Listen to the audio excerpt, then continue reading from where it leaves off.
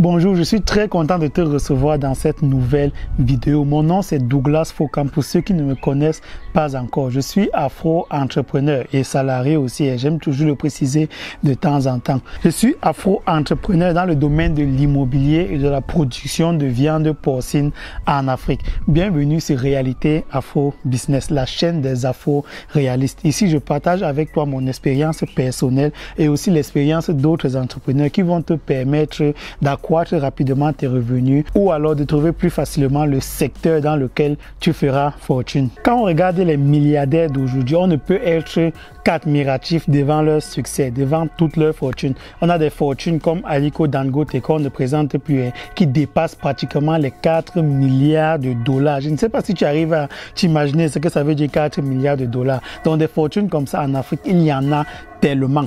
On a toujours ce débat-là dans la communauté à savoir, est-ce que notre génération, est-ce que dans 5 ans, 10 ans, 15 ans, on aura encore des milliardaires, donc de notre génération, qui vont atteindre le niveau de ces papas-là. Moi-même, j'ai posé la question à quelques milliardaires et ils m'ont dit non, qu'ils ne pensent pas qu'il y aura encore des milliardaires qui vont atteindre leur niveau parce que voilà, aujourd'hui, c'est devenu assez compliqué d'avoir de l'argent. Peut-être toi aussi, un milliardaire a dû te dire ça ou alors tu as déjà dû entendre dire que dans un proche futur, il n'y aura plus de milliardaires au rythme des anciens milliardaires. Mais si on accepte cette logique-là, ça veut dire que la puissance économique de l'Afrique ne sera pas celle qu'on décrit. Ça va pas atteindre les prédictions qu'on peut lire dans les médias économiques. Peut-être quelque part, quand ces milliardaires disaient ça, c'est simplement aussi parce qu'ils ne croient plus au potentiel de la jeunesse. Quand ils voient à quel point c'est difficile de devenir riche, à quel point c'est difficile de croire en soi, de croire à son potentiel, de croire à son idée, de travailler sur son idée, de faire les sacrifices qu'il faut pour mettre son idée devant et par la suite, par conséquence, devenir milliardaire. Quand ils voient tout ce travail-là et qu'ils voient ce que les jeunes font aujourd'hui, ils voient les intérêts des jeunes, ils voient le mode de vie des jeunes, ils se disent peut-être que voilà, nous on ne pense pas que ce sera possible un jour. Quand on regarde le taux d'engagement des personnes qui veulent entreprendre, des personnes qui veulent faire quelque chose pour l'Afrique, des personnes qui veulent libérer l'Afrique, des personnes qui veulent créer une valeur positive pour l'Afrique, ce taux-là est de plus en plus croissant. On n'a qu'à regarder le taux de création des chaînes YouTube dédiées à l'entrepreneuriat en Afrique et à quel point ces chaînes YouTube-là se développent. C'est vrai, il faut toujours le rappeler, il y a des vendeurs de rêves parmi, mais quoi qu'il en soit, le simple fait qu'on ait tellement de chaînes, tellement de médias dédiés à l'entrepreneuriat en Afrique, c'est déjà un signe. C'est un signe que la jeune génération veut prendre les devants, c'est un signe que la jeune génération veut faire quelque chose. Mais la question que personne ne se pose, du moins que j'ai jamais entendu un jeune se poser, c'est que à quoi va ressembler les futurs milliardaires? À quoi va ressembler un milliardaire en 2030? Point d'interrogation. Qu'est-ce qui va faire la particularité d'un jeune milliardaire en 2030? Qu'est-ce qui va répondre quand on va lui poser la question à savoir qu'est-ce qui a fait ton succès? C'est quoi le secret de ton succès? C'est vrai qu'en copiant les milliardaires d'hier, on a de très fortes chances de devenir milliardaire aujourd'hui. Mais les réalités des milliardaires d'hier, ce n'est vraiment pas la même que les réalités des futurs milliardaires. Ça, il faut comprendre et il faut l'accepter. Donc, pour quelqu'un qui a un peu de vision et qui est pragmatique, va commencer déjà dès aujourd'hui à se poser la question à savoir qu'est-ce qui fera ma particularité demain? Qu'est-ce que je vais faire demain que 99% des autres jeunes de ma génération n'ont pas fait? Dans cette vidéo, je vais partager avec toi mon analyse sur cette question.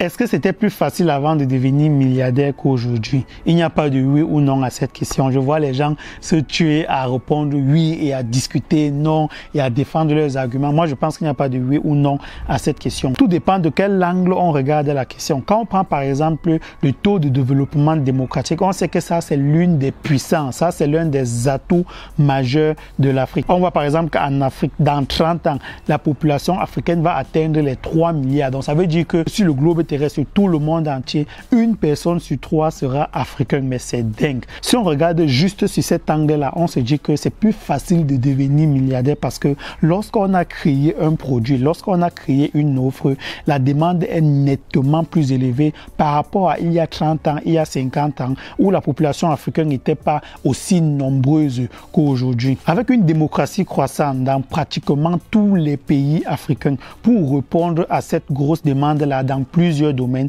il faudra que tu passes à l'industrialisation. Donc, il faudra que tu maîtrises l'industrialisation. C'est-à-dire, dans le domaine qui te passionne, dans le domaine dans lequel tu aimerais te lancer, il faudrait que tu saches exactement quelle machine répond à cette application. Prenons un exemple. Tu veux faire dans la transformation de la viande de poulet et de viande porcine. Disons, tu veux faire des saucissons ou des jambons. Si tu veux faire des saucissons ou des jambons, tu ne peux pas le faire à la main et tu ne peux pas aussi acheter une petite machine qui va te permettre de faire les saucissons. Il te faudra avoir une grosse machine qui va te permettre de produire des quantités exorbitantes pour pouvoir répondre à la demande. Donc, celui qui maîtrise l'industrialisation, c'est-à-dire maîtrise les machines et les applications et qui est capable de produire en une très grande quantité, c'est celui-là qui sera milliardaire. Et quand on parle d'industrialisation, on ne parle pas forcément d'acheter une machine, faire des produits et revendre. Peut-être ça peut être que la machine coûte extrêmement cher et c'est hors de portée et tu ne peux pas te procurer cette machine-là. Là, il faudra maîtriser l'importation. Ça, c'est aussi un point que beaucoup de gens négligent. Les gens se contentent d'acheter, je sais pas, les sacs à main, par exemple,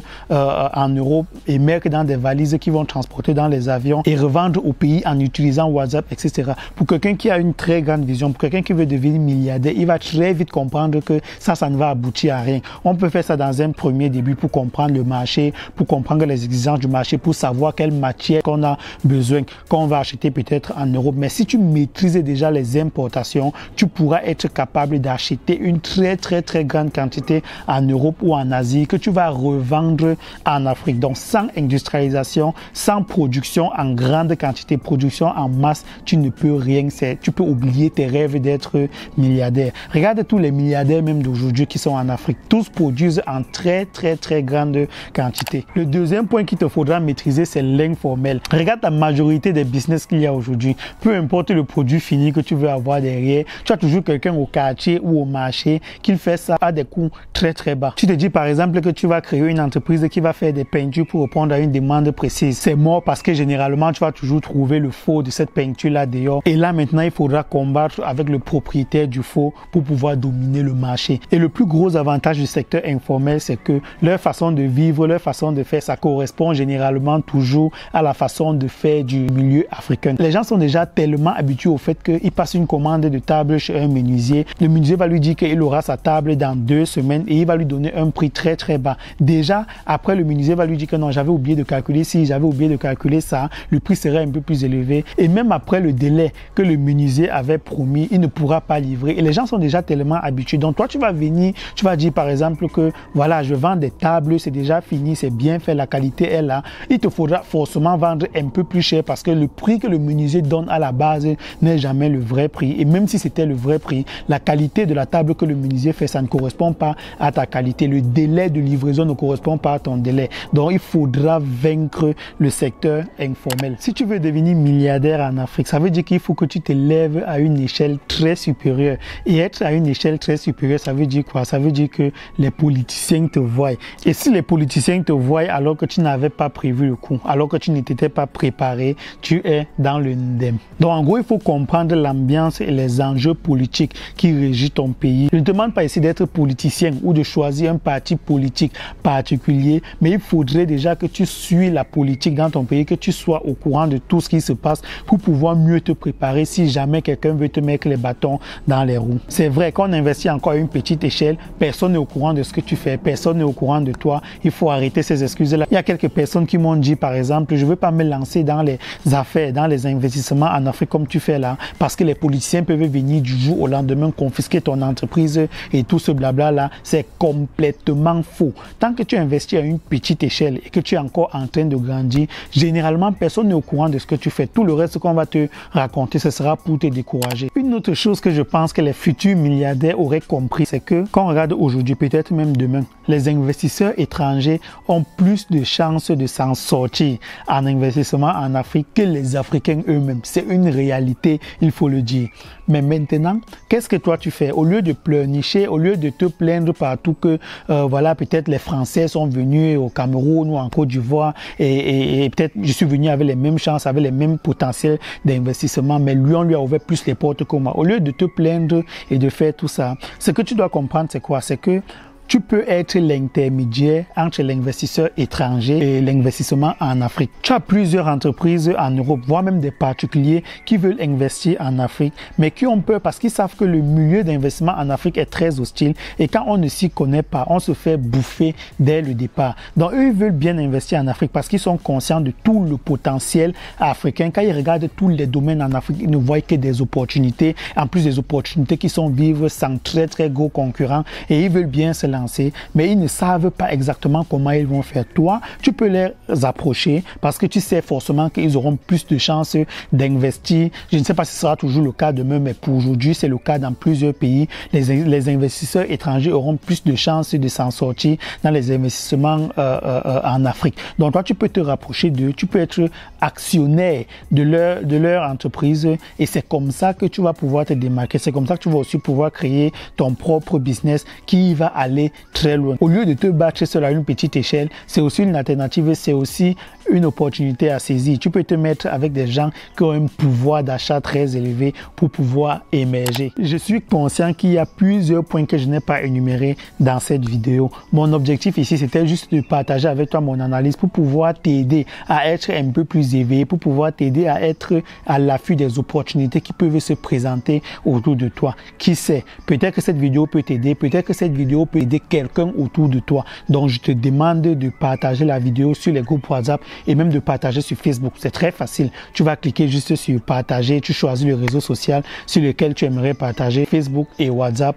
Je te serai vraiment reconnaissant. Toujours dans le but de t'aider, j'ai créé récemment un livret intitulé Le livreur du futur éleveur parce que j'ai acquis beaucoup de connaissances dans le domaine de l'élevage en Afrique et je vois plusieurs personnes qui commettent des erreurs vraiment dès la base, des petites erreurs qui en fin de compte les empêchent même d'investir, qui en fin de compte les découragent même d'investir dans peu importe le secteur en Afrique. Donc j'ai créé ce petit livret là pour t'accompagner. Tu vas lire le livret en pratiquement 5 minutes. Il est 100% gratuit et le livret va te donner un aperçu global de tout ce dont tu devrais tenir compte avant même de commencer à investir en Afrique. Dans la barre de description, tu vas trouver le lien qui va te ramener au livret. Je te souhaite une bonne lecture et un bon courage dans la préparation ou alors même déjà dans tes investissements en Afrique. Ciao!